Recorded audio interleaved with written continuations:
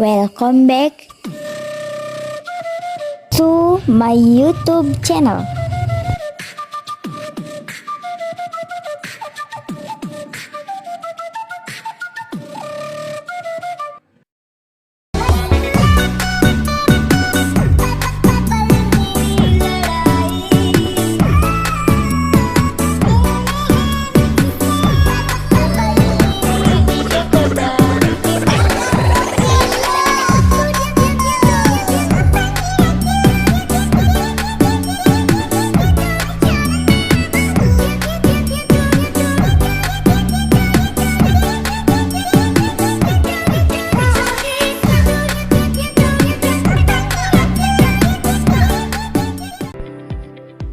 Baik, assalamualaikum warahmatullahi wabarakatuh.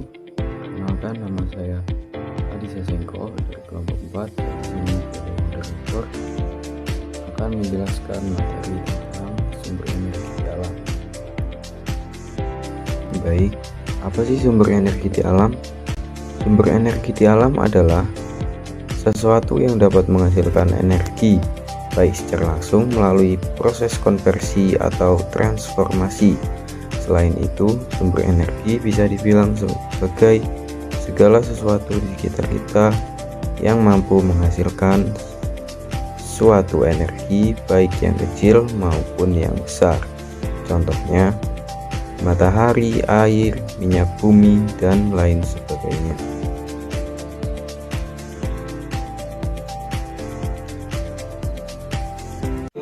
Halo, saya Rehan. Di sini saya sebagai pemateri pertama, yaitu tentang pembangkit listrik tenaga air. Mohon disimak ya teman-teman. Pembangkit listrik tenaga air adalah pembangkit yang mengandalkan energi potensial dan kinetik dari air untuk menghasilkan energi listrik.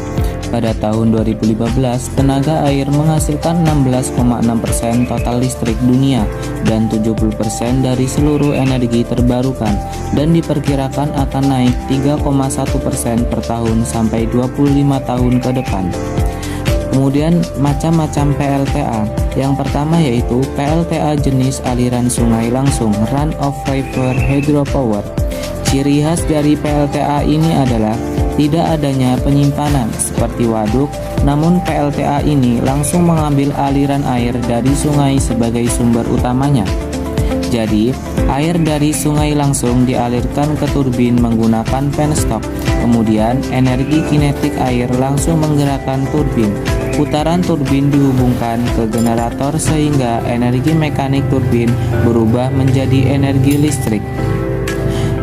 Kemudian PLTA jenis penampungan, stroke hydropower.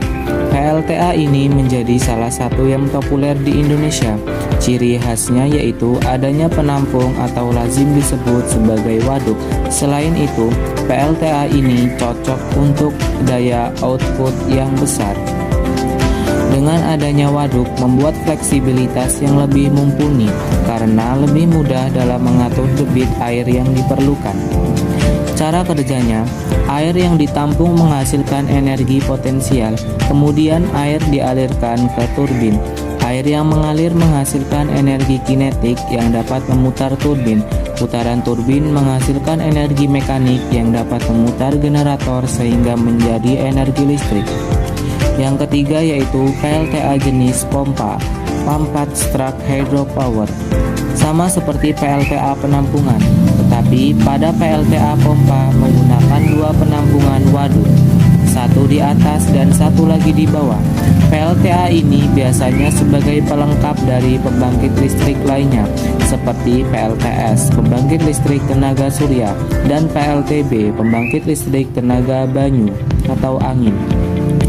Cara kerjanya begini, pada saat PLTB atau PLTS beroperasi, maka seringkali mendapatkan kelebihan produksi listrik. Kelebihan ini kemudian dimanfaatkan untuk memompa air dari penampungan bawah ke penampungan atas. Namun, PLTB atau PLTS tidak seterusnya optimal karena harus mengandalkan angin atau cahaya. Jadi, pada saat PLTB atau PLTS tidak optimal, maka PLTA pompa air ini mulai beroperasi.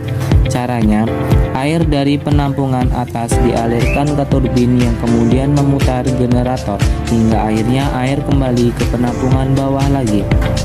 Jenis-jenis PLTA berdasarkan daya yang dihasilkan. Large hydropower, daya yang dihasilkan lebih dari 30 MW. Small hydropower, daya yang dihasilkan 1 MW sampai 10 MW. Micro hydropower, daya yang dihasilkan 1 kW sampai 100 kW. Halo, saya Ikrimah Saputri, saya sebagai pemateri 2 dan saya akan menjelaskan tentang PLTS. Meskipun agak boring, tolong disimak ya. Pertama-tama, seperti yang teman-teman ketahui, Indonesia merupakan salah satu negara tropis. Sebagai negara tropis, Indonesia mempunyai potensi energi surya yang cukup besar. Berdasarkan data penyinaran matahari yang dihimpun dari 18 lokasi di Indonesia, radiasi surya di Indonesia dapat diklasifikasi berturut-turut. Untuk kawasan timur Indonesia dengan distribusi penyinaran di kawasan barat Indonesia sekitar 4,5 kWh per hari dengan variasi bulanan sekitar 10%, dan di kawasan timur Indonesia sekitar 5,1 kWh per hari dengan variasi bulanan sekitar 9%. Dengan demikian, dapat diklasifikasikan bahwa potensi angin rata-rata Indonesia sekitar 4,8 kWh per hari dengan variasi bulanan sekitar 9%. Nah, teman-teman, untuk memanfaatkan potensi energi surya tersebut, ada dua macam teknologi yang sudah diterapkan, yaitu teknologi energi surya termal dan energi surya fotovoltaik. Sebelumnya, apakah teman-teman tahu apa itu pembangkit listrik tenaga surya? Dan apakah teman-teman tahu cara kerja pembangkit listrik tenaga surya sehingga menghasilkan listrik? Pembangkit listrik tenaga surya adalah pembangkit listrik yang mengubah energi surya menjadi energi listrik. Pembangkit listrik bisa dilakukan dengan dua cara, yaitu secara langsung menggunakan fotovoltaik dan secara tidak langsung dengan pemusatan energi surya. Pemusatan energi surya fotovoltaik mengubah secara langsung energi cahaya menjadi listrik menggunakan efek fotoelektrik. Sedangkan pemusatan energi surya menggunakan sistem lensa atau cermin dikombinasikan dengan sistem pelacak untuk memfokuskan energi matahari ke satu titik untuk menggerakkan mesin kalor. Dan juga ada loh teman-teman, sistem fotovoltaik tidak membutuhkan cahaya matahari yang terang untuk beroperasi.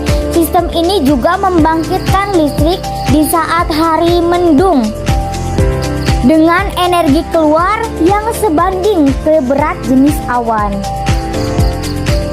Sel surya atau fotovoltaik adalah alat yang mengubah energi cahaya menjadi energi listrik menggunakan efek fotoelektrik. Dibuat pertama kali pada tahun 1880 oleh Carlos Fried. Pembangkit tenaga surya tipe fotovoltaik ini merupakan pembangkit listrik yang menggunakan perbedaan tegangan akibat efek fotoelektrik untuk menghasilkan listrik. Dan solar panelnya terdiri dari 3 lapis. Lapisan panel di bagian atas, lapisan pembatas di tengah, dan lapisan panel di bagian bawah. Efek fotoelektrik adalah di mana sinar matahari menyebabkan di lapisan panel terlepas, sehingga hal ini menyebabkan proton mengalir ke lapisan panel di bagian bawah, dan perpindahan arus proton ini adalah arus listrik. Lebih mudahnya teman-teman, menerangkan cara kerja panel surya fotovoltaik yaitu foton dari cahaya matahari menabrak elektron menjadi suatu energi yang lebih tinggi sehingga terjadi listrik. Istilah fotovoltaik menjelaskan mode operasi suatu fotodiode di mana arus yang mengubah peralatan seluruhnya terjadi karena adanya perubahan induksi tegangan tenaga cahaya. Hampir semua peralatan fotovoltaik adalah berupa fotodiode. Fotodiode adalah alat yang mendeteksi cahaya dan mengubah cahaya menjadi arus listrik.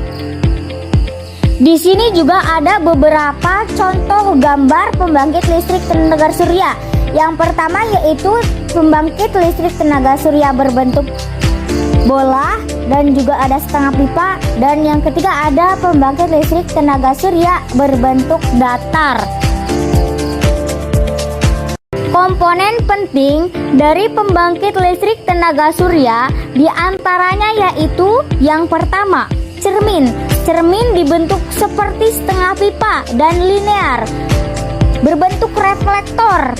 Parabola ditutupi dengan lebih dari 900.000 cermin dari utara selatan secara sejajar dan mempunyai poros putaran mengikuti matahari ketika bergerak dari timur ke barat di siang hari. Karena bentuknya ini, jenis pembangkit ini bisa mencapai suhu operasi sekitar 750 derajat Fahrenheit atau 400 derajat Celcius yang mengkonsentrasikan sinar matahari pada 30 sampai 100 kali intensitas normal. Yang kedua, menara atau tower.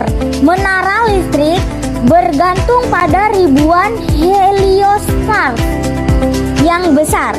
Heliostat adalah menara pusat yang menerima sinar matahari terfokus dan juga bergantung pada cermin datar matahari sebagai pelacakan untuk fokus dan mengkonsentrasikan radiasi matahari ke penerima menara tunggal, seperti halnya pada palung cermin parabola. Transfer cairan panas atau uap dipanaskan dalam receiver atau menara yang mampu mengkonsentrasikan energi matahari sebanyak 1.500 kali. Kemudian diubah menjadi uap dan digunakan untuk menghasilkan listrik dengan turbin dan generator. Desain menara listrik masih dalam pengembangan, akan tetapi suatu hari nanti bisa direalisasikan sebagai pembangkit listrik grid connected, memproduksi sekitar 200 MW listrik per tower, teman-teman.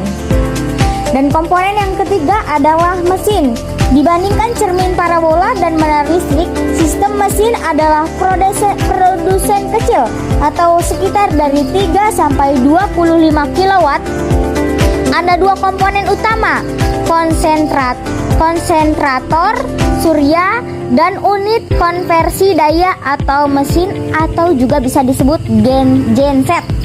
Mesin ini menunjuk dan melacak matahari dan mengumpulkan energi matahari serta mampu mengkonsentrasikan energi sekitar 2000 kali. Sederhananya, ketika sel surya menyerap cahaya, maka akan ada pergerakan antara elektron di sisi positif dan negatif. Adanya pergerakan ini menciptakan arus listrik sehingga dapat digunakan sebagai energi bagi alat-alat elektronik. Listrik tenaga surya ini merupakan salah satu bentuk energi terbarukan. Selain ramah lingkungan, energi tenaga surya juga mudah diterapkan, terutama di lokasi yang mendapat intensitas sinar matahari yang cukup. Oleh karena itu, pemanfaatan pembangkit listrik jenis ini banyak digunakan untuk daerah-daerah terpencil di Indonesia. Baik, kita lanjutkan ke jenis-jenis fotovoltaik. Jenis panel surya pertama yang akan dibahas adalah solar panel monokristalin silikon. Jenis komponen sel surya yang satu ini merupakan jenis yang paling banyak digunakan karena kelebihan yang dimilikinya. Sel surya ini terbuat dari silikon yang diiris tipis-tipis dengan menggunakan mesin. Untuk kelebihannya, jenis sel surya satu ini bisa disebut sebagai salah satu sel surya yang paling efisien digunakan. Hal ini disebabkan karena penampangnya dapat menyerap cahaya matahari dengan lebih efisien dibandingkan dengan bahan sel surya yang lainnya. Efisiensi konversi cahaya matahari menjadi listrik yang dimiliki oleh bahan sel surya ini adalah sekitar 15%. Jumlah ini merupakan salah satu jumlah yang cukup besar jika dibandingkan dengan bahan penyusun sel surya yang lain meski dengan ukuran penampang yang sama. Panel surya yang satu ini juga menjadi salah satu yang paling banyak digunakan karena paling cocok untuk kebutuhan sehari-hari. Anda bisa menggunakan berbagai peralatan listrik termasuk pompa submersible dengan panel surya ini. Sayangnya, jenis solar panel yang satu ini akan membutuhkan cahaya yang sangat terang ketika beroperasi. Ia akan mengalami pengurangan efisiensi jika berada pada cuaca yang berawan dan mendung. Untuk ciri-ciri panel surya monokristalin silikon ini menjadi warna hitam dan juga bentuk yang tipis seperti yang telah disebutkan sebelumnya.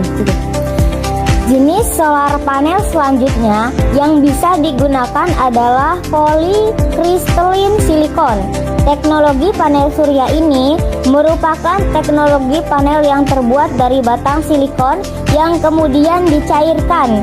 Teknologi panel ini memiliki kelebihan dari segi susunannya yang lebih rapi dan lebih rapat. Untuk cirinya, biasanya solar panel ini memiliki penampilan yang unik karena terkesan seperti ada retakan-retakan di dalam sel surya yang dimilikinya. Teknologi panel surya yang satu ini juga memiliki kekurangan yang cukup mirip dengan monokristalin silikon yang telah disebutkan sebelumnya. Panel surya polycrystalline silicon memiliki kekurangan ketika digunakan pada daerah yang rawan dan sering mendung. Ketika diletakkan atau digunakan pada area seperti ini, maka efisiensi yang dimilikinya akan turun jika dibandingkan dengan efisiensi monokristalin. Polycrystalline silikon ini memiliki efisiensi yang lebih rendah. Oleh karena itu, untuk menghasilkan tenaga listrik dengan jumlah yang sama, jenis panel tenaga surya yang satu ini akan diperlukan penampang yang lebih besar. Teknologi panel surya yang akan dibahas selanjutnya adalah teknologi thin film solar cell. Ini merupakan sebuah teknologi panel solar yang dibuat dengan menggunakan sel surya yang tipis yang kemudian dipasangkan pada sebuah lapisan besar. Dengan begitu, jika dilihat dari fisik, solar panel ini merupakan film solar sel yang memiliki dua lapisan. Kelebihan yang dimiliki oleh teknologi solar panel yang satu ini bisa dilihat dari kondisi fisiknya sesuai dengan nama yang dimilikinya. Teknologi solar panel yang satu ini memiliki ukuran yang sangat tipis. Hal ini menyebabkan solar panel yang satu ini memiliki bobot yang lebih ringan dan memiliki sifat yang lebih fleksibel. Selain itu, teknologi solar panel yang satu ini merupakan teknologi yang dapat bekerja dengan sangat baik ketika berada pada cahaya fluoresen. Untuk kekurangannya, efisiensi yang dimiliki oleh panel surya yang satu ini memang cukup rendah. Kalian hanya bisa mendapatkan penangkapan sebesar 8,5% untuk penampang yang sama luasnya dengan monokristalin yang sudah disebutkan sebelumnya. Untuk penggunaannya, jenis panel yang satu ini memang lebih cocok digunakan untuk kebutuhan komersil. Kita lanjutkan yang keempat adalah compound thin film triple junction photovoltaic. Panel surya yang disebutkan sebelumnya merupakan jenis panel yang memiliki dua lapisan. Maka sesuai dengan namanya, teknologi solar panel yang satu ini memiliki 3 lapisan. Untuk teknologi solar panel yang satu ini, kalian tidak bisa menggunakannya untuk kebutuhan sehari-hari seperti untuk menyalakan alat elektronik, memasak, memanaskan air, dan juga untuk pompa air tenaga surya yang Anda miliki.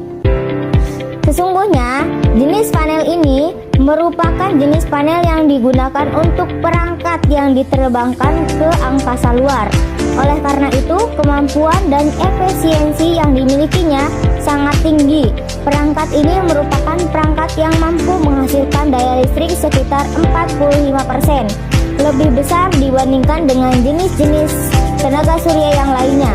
Akan tetapi, biasanya jenis solar panel yang satu ini memiliki bobot yang sangat berat dan juga sangat rapuh jika dibandingkan dengan teknologi solar panel yang lainnya. Di sini juga kami mencantumkan kelebihan PLTS atau pembangkit listrik tenaga surya. Di sini ada 3 kelebihan. Yang pertama, PLTS mampu menghasilkan energi listrik. Yang kedua, PLTS sangat ramah lingkungan. Dan yang ketiga, PLTS dapat mengurangi biaya penggunaan listrik harian. Dan juga banyak kelebihan lainnya dari PLTS. Dan sebelum memutuskan memasang panel surya, perlu diketahui beberapa kekurangan PLTS. Yang pertama, biaya awal yang tinggi. Kekurangan pembangkit listrik tenaga surya adalah biaya awal untuk membeli komponen tenaga surya yang masih cukup mahal, termasuk untuk membeli panel surya, rak, SSC, inverter, baterai, dan kabel. Namun tidak usah khawatir, teknologi tenaga surya terus berkembang yang menunjukkan bahwa harga komponen PLTS akan terus turun di masa akan datang, khususnya harga panel surya. Kekurangan yang kedua adalah ketergantungan cuaca. Meskipun energi matahari masih dapat diperoleh saat mendung dan hujan, namun efisiensinya mengalami penurunan. Kelemahan PLTS saat cuaca mendung akan menghasilkan energi listrik lebih sedikit dibandingkan cuaca yang cerah. Dan yang ketiga, baterai mahal. Energi matahari dapat digunakan atau disimpan ke baterai. Bank baterai dipakai pada PLTS System of Grid dan Hybrid, di mana pengisian baterai dapat dilakukan dari pagi hingga sore, dan dengan begitu energi yang disimpan dapat digunakan saat malam hari. Yang keempat, butuh ruangan. Semakin banyak listrik yang ingin dihasilkan, semakin banyak panel surya yang diperlukan, karena sinar matahari harus dikumpulkan sebanyak mungkin. Akibatnya butuh banyak ruangan dan atap yang besar untuk memuat sejumlah panel surya. Kekurangan yang kelima adalah limbah dan polusi. Meskipun polusi yang terkait dengan sistem energi matahari jauh lebih sedikit dibandingkan dengan sumber energi lain, ada beberapa bahan racun dan berbahaya yang digunakan selama proses pembuatan panel surya ini. Hai semua, perkenalkan nama saya Rita. Saya di sini akan membawakan materi yang ketiga, yaitu PLTN atau pembangkit listrik tenaga nuklir. Mohon disimak ya teman-teman. Baik, saya akan memulai penjelasan tentang PLTN atau pembangkit listrik tenaga nuklir. Prinsip kerja sebuah PLTN hampir sama dengan sebuah pembangkit listrik tenaga uap, menggunakan uap bertekanan tinggi untuk memutar turbin. Putaran turbin inilah yang diubah menjadi energi listrik. Perbedaannya ialah sumber panas yang digunakan untuk menghasilkan panas. Kerja PLTN hampir mirip dengan cara kerja pembangkit listrik tenaga uap (PLTU) berbahan bakar fosil lainnya. Jika PLTU menggunakan boiler untuk menghasilkan energi panasnya, PLTN menggantinya dengan menggunakan reaktor nuklir. PLTU menggunakan bahan bakar batu bara, minyak bumi, gas alam, dan sebagainya untuk menghasilkan panas dengan cara dibakar. Kemudian panas yang dihasilkan digunakan untuk memanaskan air di dalam boiler sehingga menghasilkan uap air. Uap air yang didapat digunakan untuk memutar turbin uap. Dari sini generator dapat menghasilkan listrik karena ikut berputar seporos dengan turbin uap. PLTN juga memiliki prinsip kerja yang sama, yaitu di dalam reaktor terjadi reaksi fisi bahan bakar uranium sehingga menghasilkan energi panas. Kemudian air di dalam reaktor dididihkan energi kinetik. Uap air yang didapat digunakan untuk memutar turbin sehingga menghasilkan listrik untuk diteruskan ke jaringan transmisi. Struktur atom uranium dan reaksi fisi. Struktur atom uranium. Sejatinya segala unsur yang terdapat di alam terbentuk dari kumpulan atom-atom. Ada 92 jenis atom yang telah didefinisikan hingga saat ini. Inti dari suatu atom terdiri atas proton yang bernilai positif dan neutron yang bersifat netral. Di sekitar intinya terdapat elektron yang mengelilingi, biasanya berjumlah sama dengan proton dan terikat dengan gaya elektromagnetika. Jumlah proton pada atom menjadi ciri khas untuk jenis atom dan lebih dikenal dengan sebutan nomor atom yang menentukan unsur kimia atom tersebut. Untuk uranium memiliki jumlah proton 92 atau dengan kata lain nomor atom uranium adalah 92. Namun di alam terdapat 3 jenis unsur yang memiliki jumlah proton 92 buah. Masing-masing memiliki jumlah neutron sebanyak 142, 143 dan 148 buah. Unsur yang memiliki 143 buah neutron disebut dengan uranium-235. Sedangkan yang memiliki 148 buah neutron disebut dengan uranium-238. Suatu unsur yang memiliki nomor atom sama namun jumlah neutron yang berbeda biasanya disebut dengan isotop. Struktur dari atom uranium dan tabel yang menjelaskan tentang isotopnya. Uranium yang terdapat di alam bebas sebagian besar adalah uranium yang sulit bereaksi, yaitu uranium-238 hanya 0,7% saja. Uranium yang mengandung isotop uranium-235. Sedangkan bahan bakar uranium yang digunakan di PLTN adalah uranium yang kandungannya uranium-235 sudah ditingkatkan menjadi 3-5%. Reaksi fisi uranium. Perlu diketahui bahwa reaksi fisi bisa terjadi di setiap inti atom dari suatu unsur tanpa terkecuali.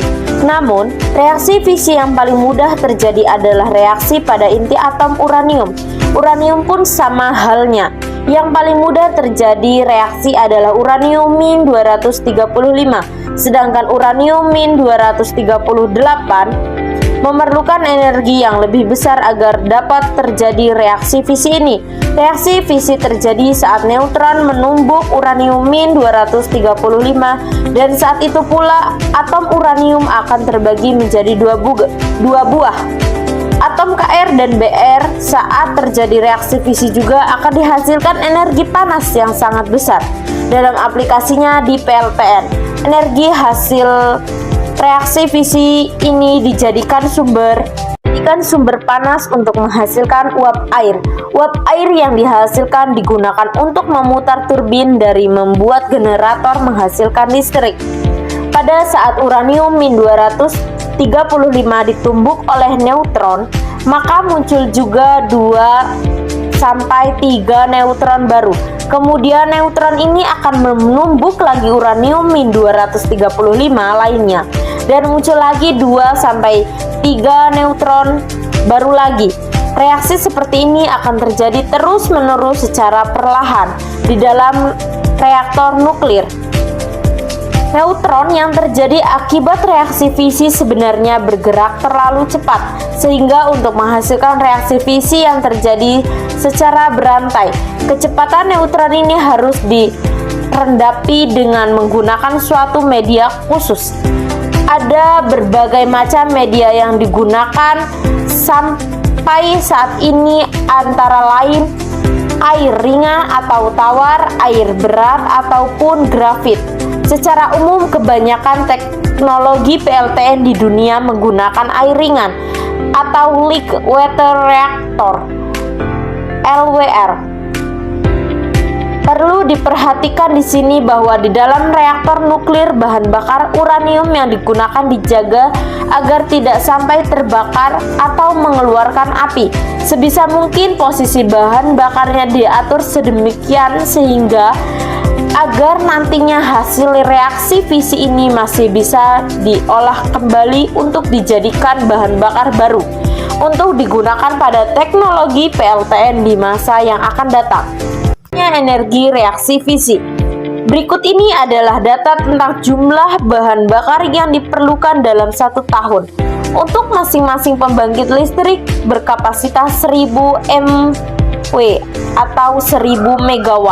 Di sini terlihat bahwa untuk 1 gram bahan bakar uranium dapat menghasilkan energi listrik yang setara dengan 3 ton bahan bakar batu bara atau 2000 liter minyak bumi. Oleh karena energi yang dihasilkan uranium sangat besar, bahan bakar PLTN juga dapat menghemat biaya di pengangkutan dan penyimpanan bahan bakar pembangkit listrik. Ini dia tabel bahan bakar yang diperlukan dalam 1 tahun untuk masing-masing pembangkit listrik berkapasitas 1000 MW. Saya Windy Sustriana dari kelas 12 IPA 2 akan menyampaikan kesimpulan sumber energi di alam. Sumber energi yang terdapat di bumi cukup beragam. Sumber energi tersebut bisa habis karena digunakan terus-menerus oleh manusia.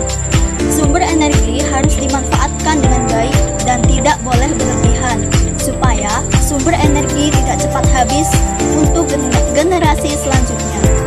Dapat juga mengurangi polusi, lebih hemat salah satunya dalam membeli bensin kendaraan agar tidak mengeluarkan banyak uang. Pemanfaatan energi yang berlebih juga dapat merusak lingkungan.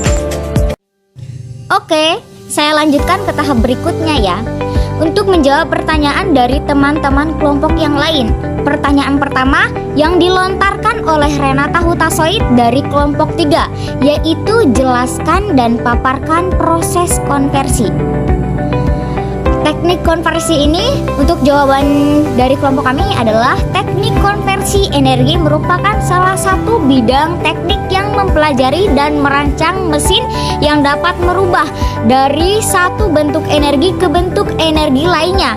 Bentuk dari sumber energi dan energi yang dikonversikan bisa sangat beragam dan luas seperti energi panas, air, gerak, angin hingga energi surya yang dirubah menjadi energi listrik. Atau lebih jelasnya, jika pada PLTA atau pembangkit listrik tenaga air dihasilkan dari energi potensial air yang dirubah menjadi energi mekanik oleh turbin dan energi tersebut yang selanjutnya diubah untuk menjadi energi listrik oleh generator dengan memanfaatkan ketinggian dan kecepatan air. Dan komponen konversi lainnya pada PLTA secara umum, PLTA adalah mesin konversi energi ya. Ini terdiri dari DHM, reservoir, penstock turbin, drop tub, powerhouse, dan electricity terminal. Oke, baik, di sini saya akan melanjutkan menjawab pertanyaan dari kelompok berikutnya, yaitu pertanyaan dari kelompok 1 dan 2. Kelompok 1 dari Nisantika Sari dan kelompok 2 dari Arsinta Pertiati, dan sini saya akan menjawabnya secara bersamaan karena pertanyaannya ini berhubungan. Pertanyaannya akan saya bacakan. Yang pertama, pertanyaan dari Nisantika Sari, kelompok 1. Apa saja energi yang diperbarui dan tidak diperbarui? Sebutkan contohnya dan apa dampaknya bagi bumi dan bagi manusia. Dan PLTS yang kami jelaskan termasuk yang diperbarui atau tidak diperbarui, dan juga apa pengaruhnya, apa dampaknya bagi bumi dan manusia. Dan dia bertanya tentang batu bara itu apa dampaknya bagi bumi dan PLTN. Dan juga di sini ada pertanyaan dari Arsinta, kelompok 2, apa dampak PLTN bagi bumi? Jadi pertanyaannya berhubungan. Oke, dari kelompok kami akan menjawab pertanyaan dari Yeni dan Arsinta. Sumber energi yang dapat diperbarui adalah sumber yang tidak ada akhirnya, kan alias tidak habis-habis. Nah, sumber energi contohnya yang dapat diperbarui antara lain matahari, ombak, ada angin, dan juga air. Sumber energi yang tidak dapat diperbarui antara lain minyak bumi, gas alam, batu bara, dan energi nuklir. Dan untuk PLTS itu termasuk ke dalam energi yang dapat diperbarui karena PLTS ini pembangkit listrik tenaga surya.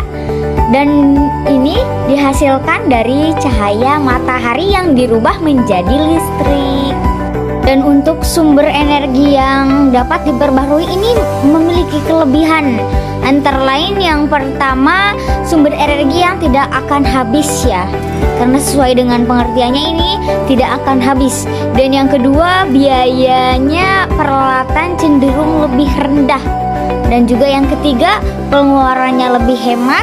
Yang keempat, banyak kelebihan bagi kesehatan dan lingkungan. Jadi banyak kelebihan dan kesehatan bagi lingkungan, bagi manusia. Dan yang keempat, mampu mengurangi ketergantungan pada sumber energi asing. Dan yang keenam, membuka lapangan kerja baru untuk para pengangguran. Dan untuk kekurangannya itu biayanya di muka itu biasanya lebih mahal, dan keterbatasan penyimpanan, tingkat efisiensi rendah, keterbatasan geografis, dan perbedaan periode waktu. Seperti itu. Untuk dampak bagi bumi, PLTN ini beresiko sangat tinggi jika negara yang berada di area cincin api yang dikelilingi gunung api aktif, dan juga jika daerah berada di daerah gempa. Dan juga pengeluaran biaya sangat mahal untuk membangun PLTN ini. Indonesia sendiri tidak membangun PLTN karena menurut Guru Besar Fakultas Teknik Universitas Indonesia menyarankan juga untuk tidak membangun PLTN ini karena beresiko sangat tinggi di Indonesia ini. Untuk dampak bagi manusia sendiri, energi nuklir yang berdosis tinggi ini dampaknya dapat menyebabkan sel-sel tubuh rusak sehingga menimbulkan berbagai komplikasi. Dan nuklir juga bisa merusak lingkungan akibat nuklir adalah sumber energi yang besar sehingga banyak dilistrik di berbagai negara untuk digunakan. Namun sayangnya energi besar tersebut menghasilkan radiasi nuklir yang bisa bertahan lama dan merusak lingkungan. Ini juga termasuk batu bara. Radiasinya juga bisa merusak lingkungan dan bahkan bisa mengakibatkan kematian. Tapi juga ada keuntungannya loh dari PLTN.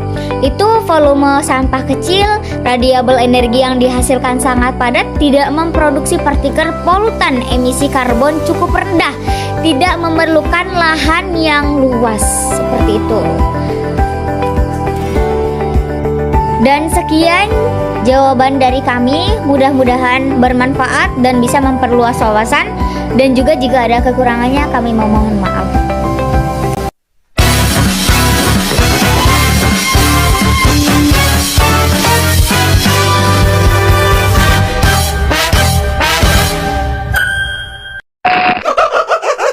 Oh, I bet you weren't expecting me now, were you?